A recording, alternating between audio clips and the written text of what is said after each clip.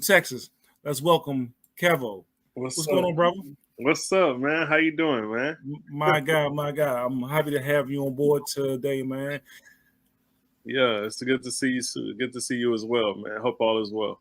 Oh yeah. So what's been going on? Tell us where are you from? And Okay. two, why are you here? Well, I'm from Houston, Texas. Why am I here? Well, that's a deep question. You know, I'm an artist. You can't be asking me stuff like Hey man. that. But I'm here on this podcast to talk about my play and which is basically the book I just wrote.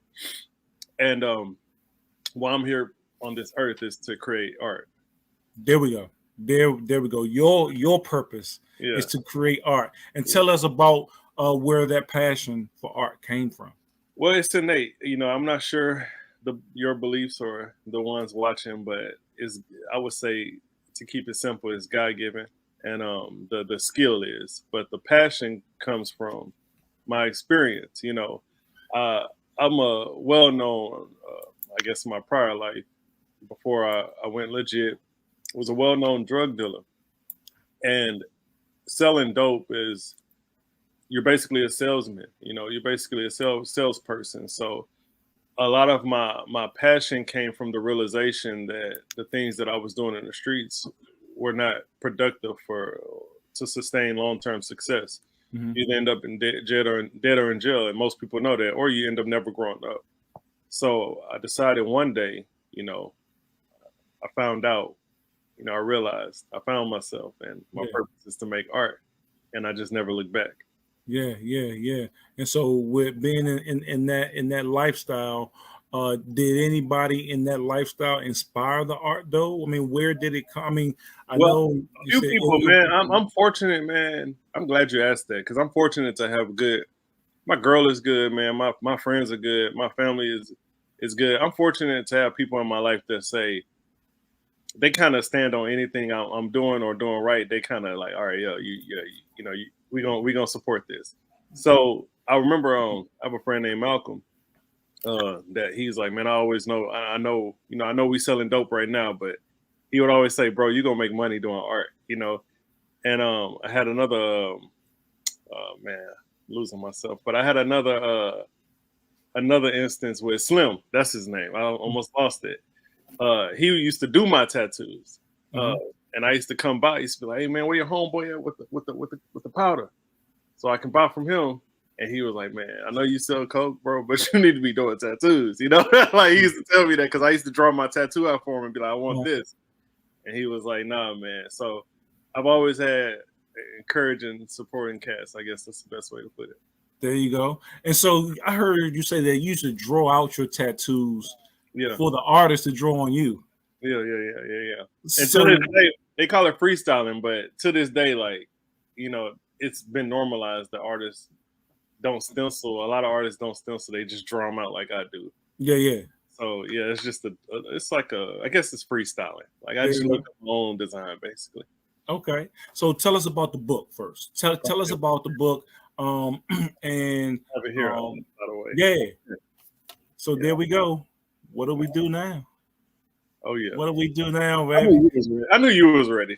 Trust me. I Man, knew you was hey, gonna have hey, it. but hey, but I like seeing the tangible book in Yeah. hand. For sure. Yeah. Um, What's great is my daughter. For her to grab it and feel it and touch it, me experiencing her, do that. That was a great feeling for me. But about the book, man, it's a creative book. It's very artistic. The first thing I want to say about this, it just came to me is this book is published as a play that I'm doing in April. Only one of the characters is non-black. What not? I don't want to say non-black, non-minority, because there's a Hispanic character as well. But she asked me when she was doing an interview, how did you fit all of this into one book? Like, how did you do that? And I'm saying that to answer your question. The book is about issues that African Americans have dealt with from the 1940s to like 2020. So I boggled up all these issues together and then gave the issues to one family. But I threw the family in 1965. So they're dealing with it after the Civil Rights Act. yeah. Yeah. So they're dealing with Emmett Till. They're dealing with all kind of stuff like war on drugs, just you almost you think about it, it's in there. Welfare, sex trafficking, all kind of stuff. They just dealing with all these issues, and it's like the title of the play. Man, what we gonna do now, man? You know, we do it. We show we can survive. We show we can push through this stuff. What we gonna actually do? You know? Yeah, So yeah, yeah. that's. So where did that dream or that concept come from? To be honest with you, bro, people start calling me when Kanye West and Kyrie Irving was dealing with the Jews.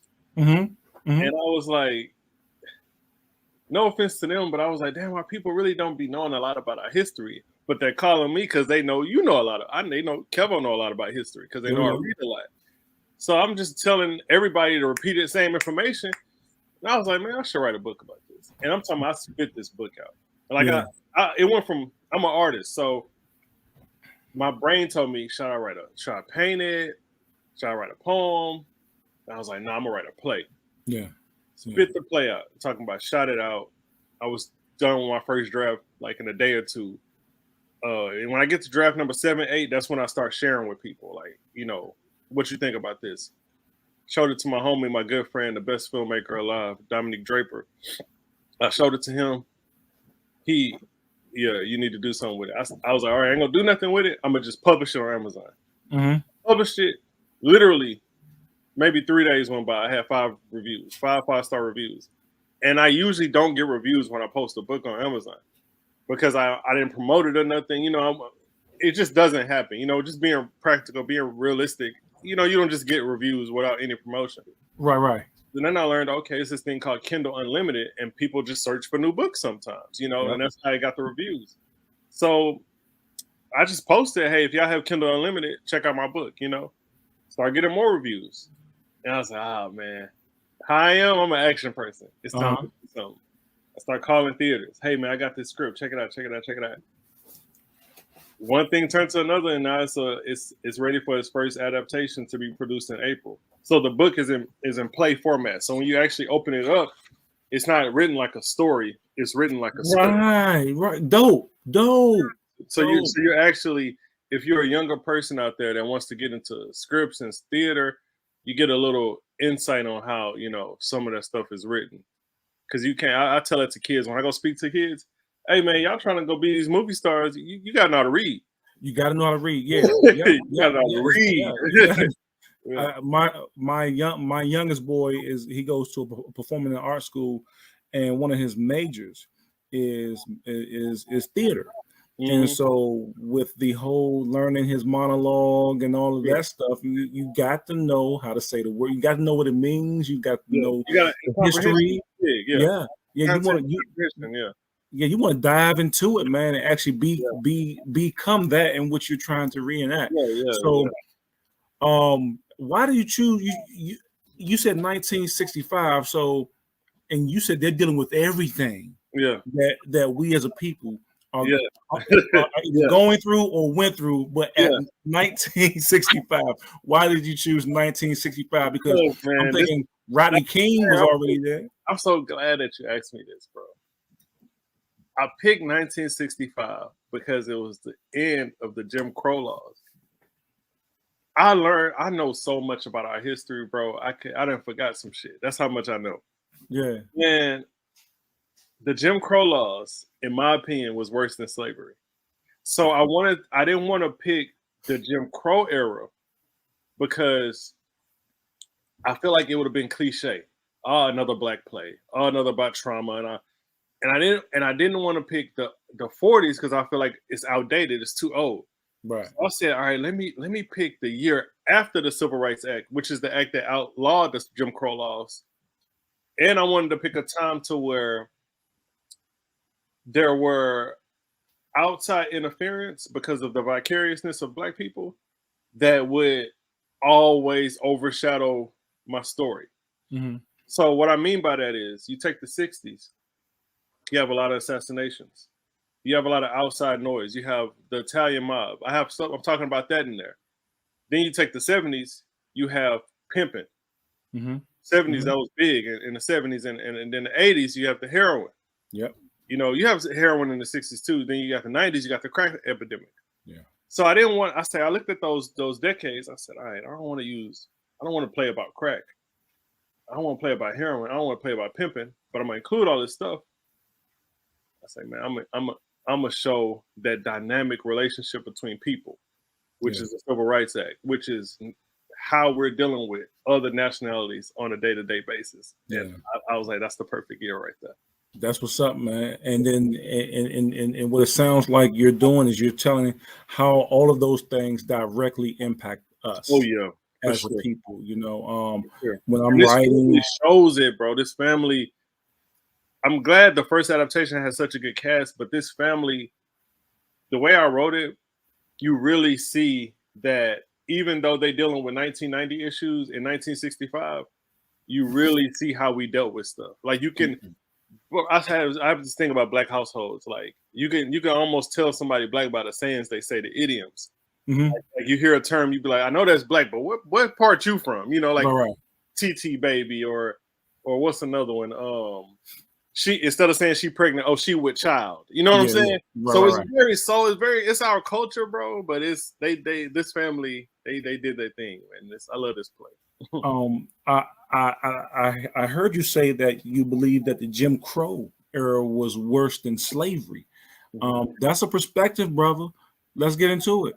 So this is my script, right? It's just we just finished rehearsals, right? This is double-sided paper, so get an idea. It's about that thick, but it's double-sided paper. So picture two of these. The book of the Jim Crow laws is probably 2 times thicker than that. Yeah. Jim Crow law says stuff like, don't look a white man in the eye. Yeah. You know, don't cross the street at this amount of time. All these laws that were systematically adopted and put into place based on discrimination, white only water fountain, black only water fountain. All of these laws that you don't hear about them today, but the system is still the same and in place, that hasn't been changed. It's just the laws aren't there. So you take slavery and you can almost look at it as like a business. You can look at it as like religious colonization. It was a business, yeah. Yeah, you can look at it. It's just a lot of perspectives. You can look at it as righteousness. You can look at it as like a prophecy. You can look at it as, man, you lost. You can look at it like Kanye did. Slavery was a choice. Right. But you can't do that with Jim Crow laws. Right. That's just racism. All the way through. You cannot understand. You cannot tell me I get it. You can look back at slavery and be like, oh man, you know what? That was just how it was back then. You know, you can't do that with Jim Crow. It was horrible. It was the law. Yeah. It was the law. Yeah. It was the law. Yeah. And I've heard you know, guys from like Duck Dynasty. You know, you remember that show where the father he basically came out and said, you know, black people were better. Their communities were better during those times. You know, and things that. So you hear that kind of rhetoric also. Yeah, I don't see me. I don't like to get into that because I think that turns into a perspective thing, and then it turns into multiple conversations. It's not.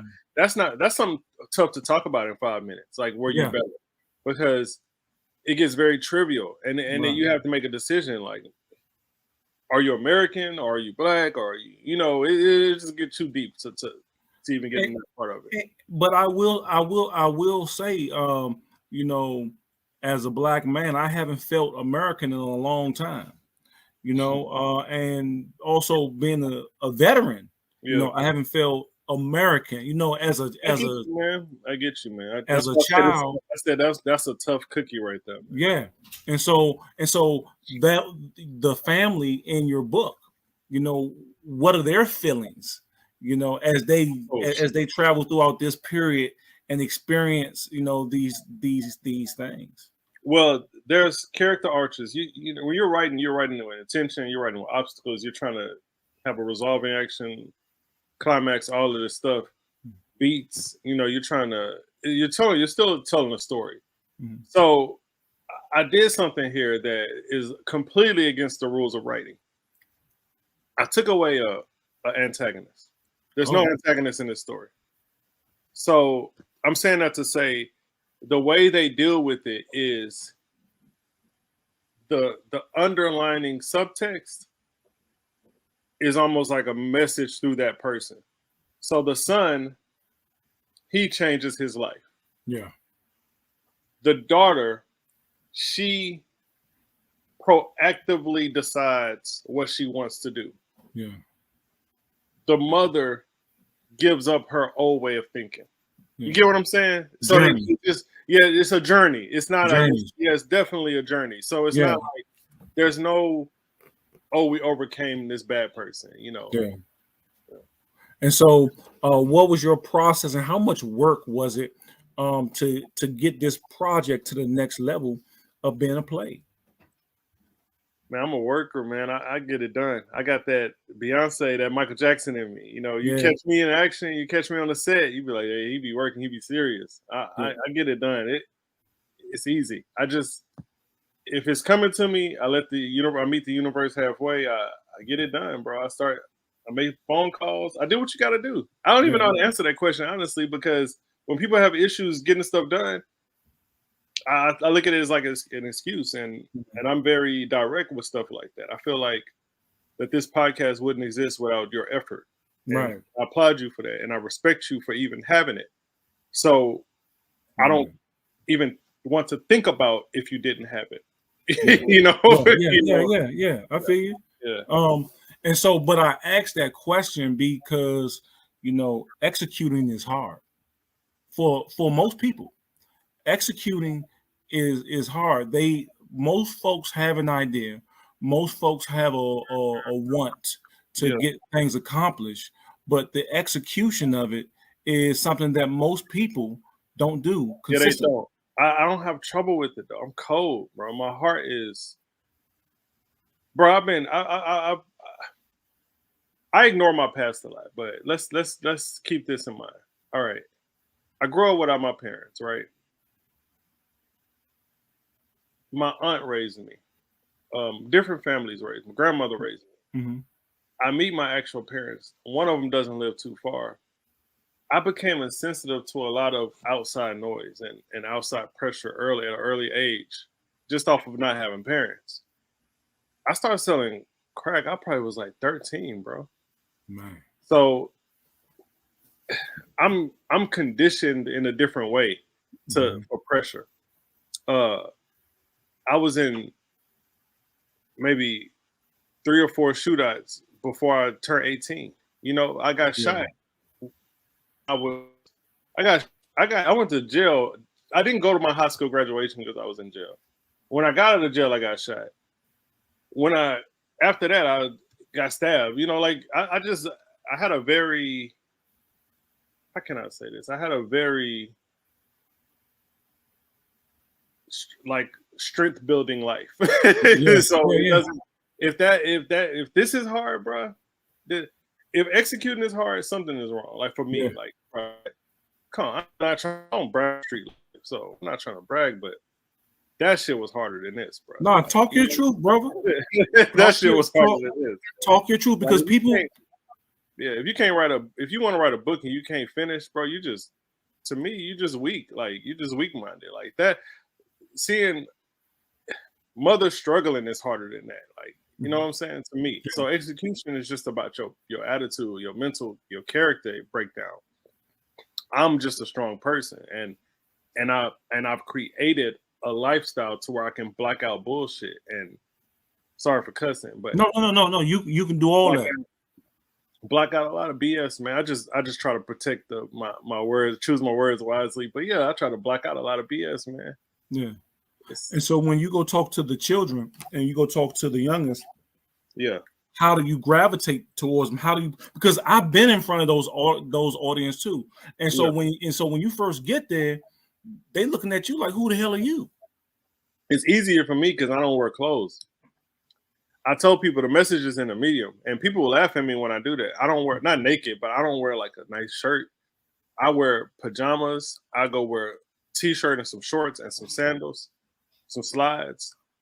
So it's easier for kids to relate to me because I look normal.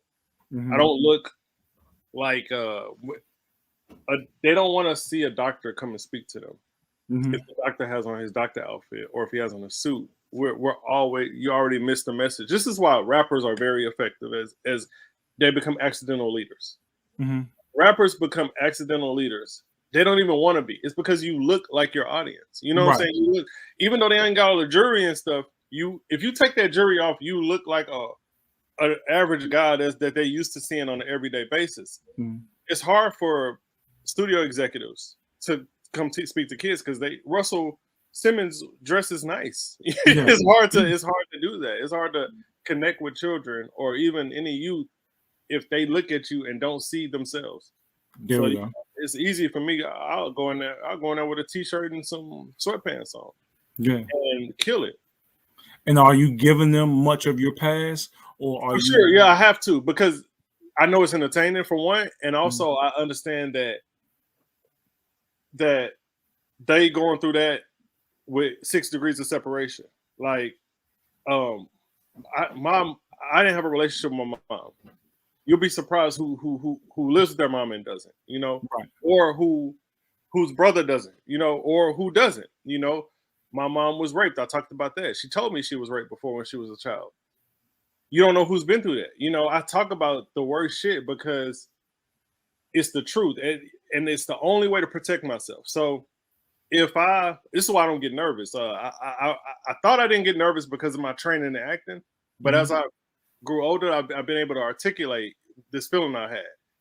I don't get nervous because I'm not afraid to tell the truth.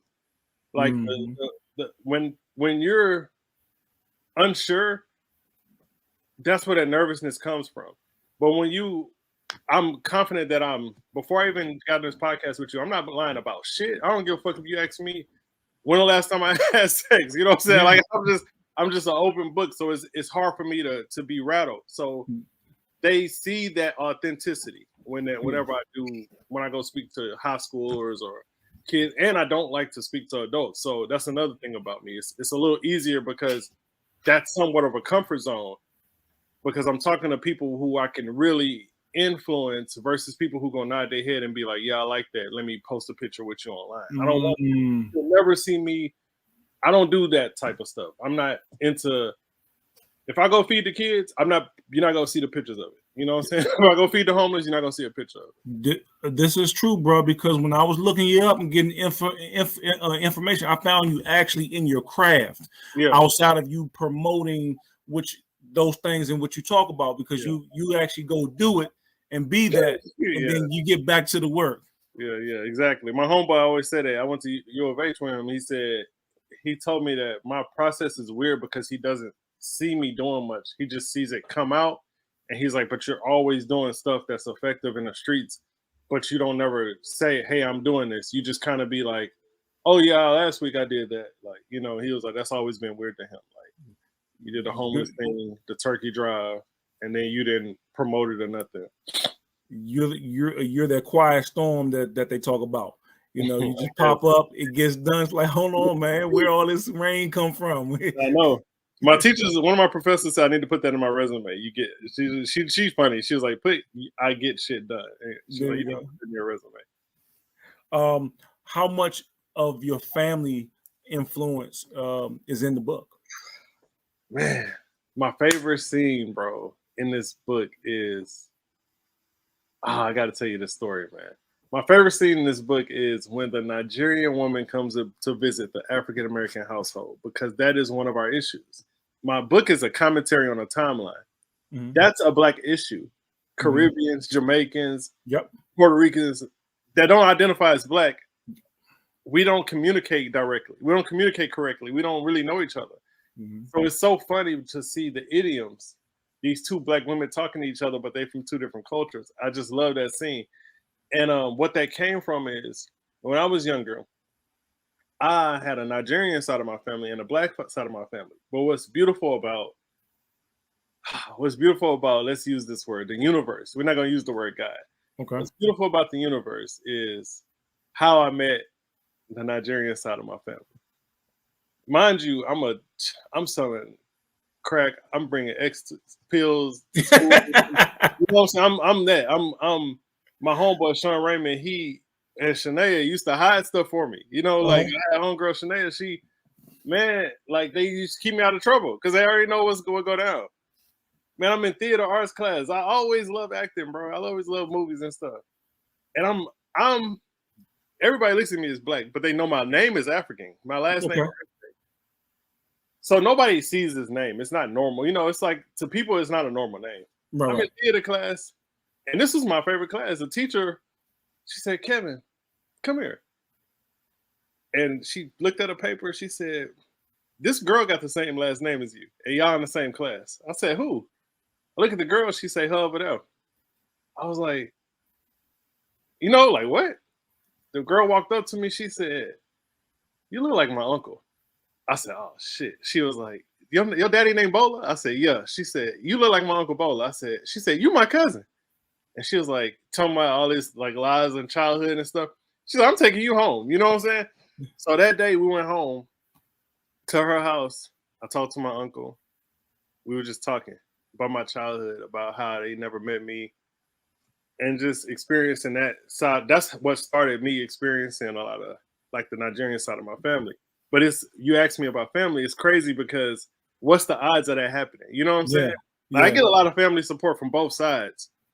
But what's the odds of me chilling in high school and I'm just chilling in my theater arts class, and this one girl comes in, and icing on the cake, she dropped the class the next day. She was in the wrong class. She didn't sign up. Wow. So you can't tell me whatever you believe in ain't real. You can't tell me God ain't real. That was supposed to happen. Definitely. You know what I'm saying? Yeah. He came and got you. Yeah, he came and got you, Slim. You gotta meet. You gotta get a different thought process to go meet these other folks, bro. So in terms of how family affect that Nigerian aspect of Black people and Africans and Black people and non-Black people getting together, that their relationship, you know, like, oh man, why y'all don't like us? Why y'all don't like us? That part of my life influenced that part of the story.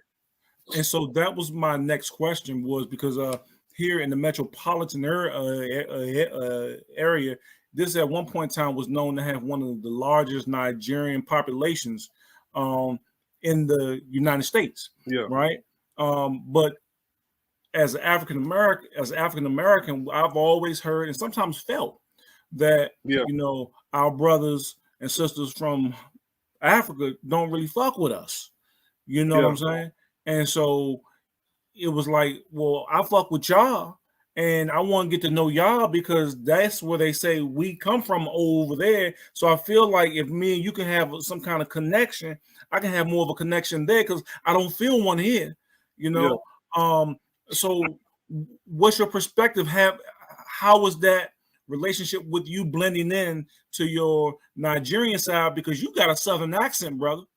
Yeah. So it's because I didn't grow up with Nigerians. I was in high school. My sister's dad was Nigerian, so we used to eat fufu and stuff at his house. But I didn't grow up around Nigerians. I grew up around straight Black. We grew up in the hood. We lived in north side, south side of Houston, and Brazelwood my whole childhood. And then just when I thought we was finally moving on up, we finally moved to A-Leaf.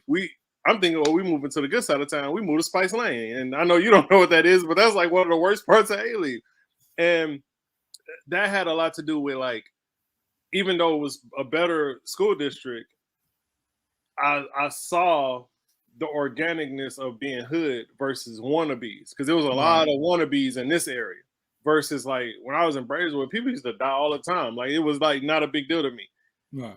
Like, you used to hear about that all the time. Now I moved to A-Leaf, somebody finally died. People was like shook and crying, and they threw a block party. I was like, what the hell wrong with these people? And I was like, it's because they're not used to it. And I remember, and where I used to live, it was more so, it was like, man, shit, yo, we're going to put you on that RP shirt. You better stop playing. They used to tell people stuff like that. Yeah. And then the whole funeral, they want to come to the funeral. You know what I'm saying? It was a lot more dangerous. So I think I didn't pick up on that same accent and all that because I didn't live with them. Mm-hmm.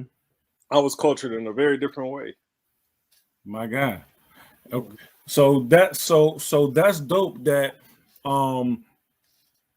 you know, that part of your family, you getting to know, you know, that other part of your family, and so that plays out in your book. Yeah. and just the two women just having a conversation, and It's my two favorite different thing. perspectives from two Yeah. sides of the world. I love it. And We just rehearsed it today. I was like, bro, it's so funny. It's my favorite. And I didn't even know I wrote it that well. It's probably my favorite thing I wrote is that scene. It reminds me of movie scenes that I like. But I'm gonna let you get your question out. My bad. My bad. no, you good. So on the play side, how much control do you have, or is this as the executive producer someone else, or is this your baby? I'm. I wrote it. I'm directing it. It's my first time directing. Um, but my homeboy Dominic Draper. Shout out Dominic Draper, man. I don't know what I'll do without this guy when it comes to film. I just asked him to extend his hand and help me produce it remotely because he live in LA and I'm in Houston. So he did a good job helping me start up on a lot of production things I needed. And when I want to film it, I'm gonna get him to film it. But it's mine. It's pretty much mine. He just his help is remote, but it's definitely needed and appreciated. So I'm asking that question because I'm also working on some independent film things, right? Yeah, And I know how tough it is yeah, to uh, pull together not only what you believe is talent, but also have it organized, keeping them people happy, so yeah. that you can have a finished product. Talk about that part of the process that you're going That I through. have a lot of experience with. I'm very direct and I can come off really mean. So my reputation went from street dude to like, man, he mean as hell to like, oh, he just direct. Yeah, yeah. So I've gotten a lot better over time. But to be honest with you, you just gotta spot the BS fast Yeah. immediately and don't sell yourself short. If you see somebody not communicating well, you gotta let them go. If you see somebody not serious, man, or you see somebody that can do it better, you have to be knowledgeable of the realm of what you work in.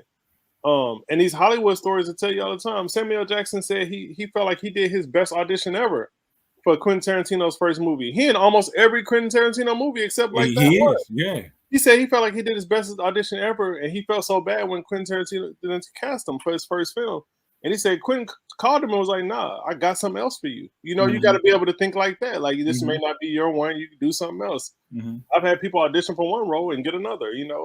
It's just you the pieces have to be fall into place, very organized, and you cannot skip a step. You have to complete this step before you move on to the next, or it's gonna fall apart. There we go. Choosing your team to help you turn your vision into a reality. Is your team built, and if so, what's your process on building that team?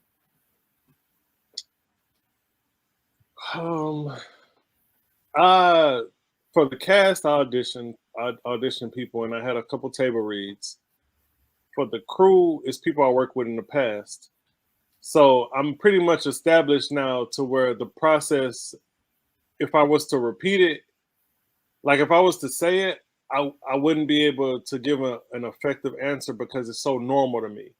But if I go back to my first times doing it, I basically just correct the mistakes I've made over the past in terms of auditioning and finding people.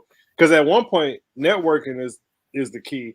But There once we you go go. to networking, you're working with people you didn't network with. So basically, I'm working with people I've networked with in the past. There we go. There we Yeah, go. Your network is your net worth by BJ Page, man. yeah. Hey, so this sounds like it's going to be an awesome play. Can go ahead and tell the listeners where it will be, the times, and the date. Oh yeah. So it'll be Easter Monday.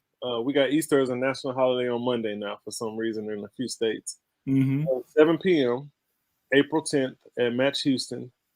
You can get tickets on matchhouston.org or on my website, artbykevo.com. Also, the book is on Amazon and Kindle. What do we do now?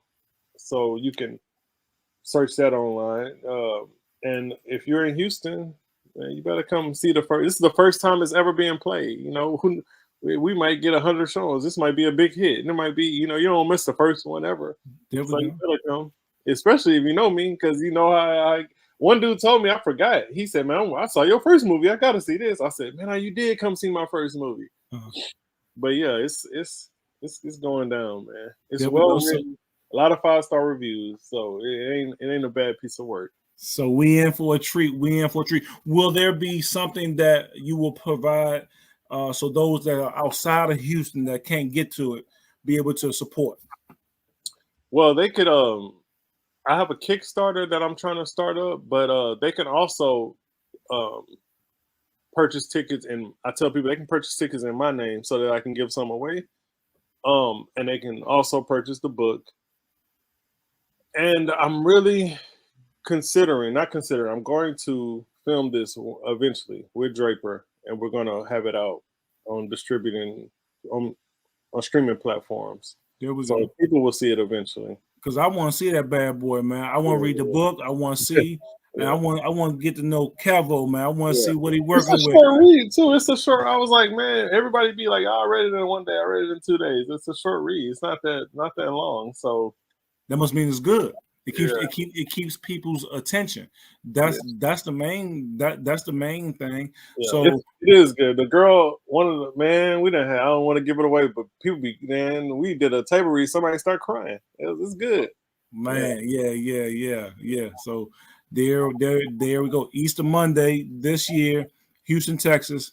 You can go to artbykevo.com to buy tickets, or also buy his book on Amazon. Kevo, leave the people with final thoughts. Oh man, good one. So let me go back and think about all the stuff I covered and try to give somebody some game.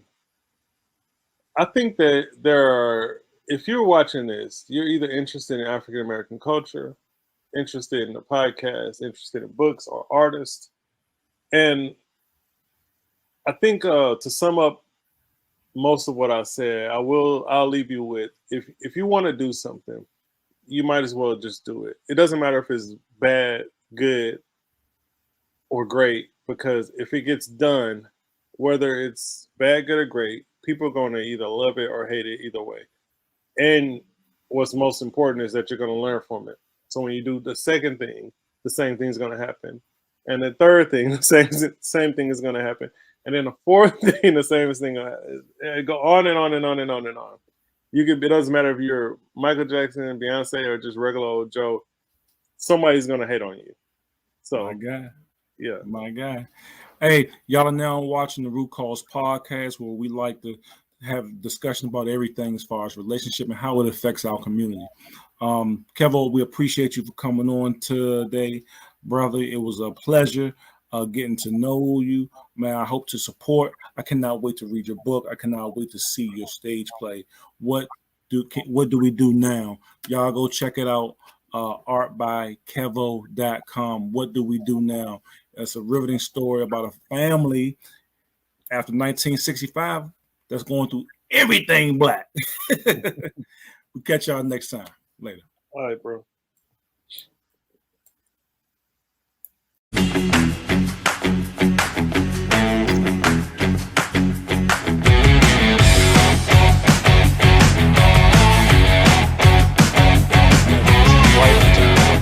So I recommend fathers get out there with your sons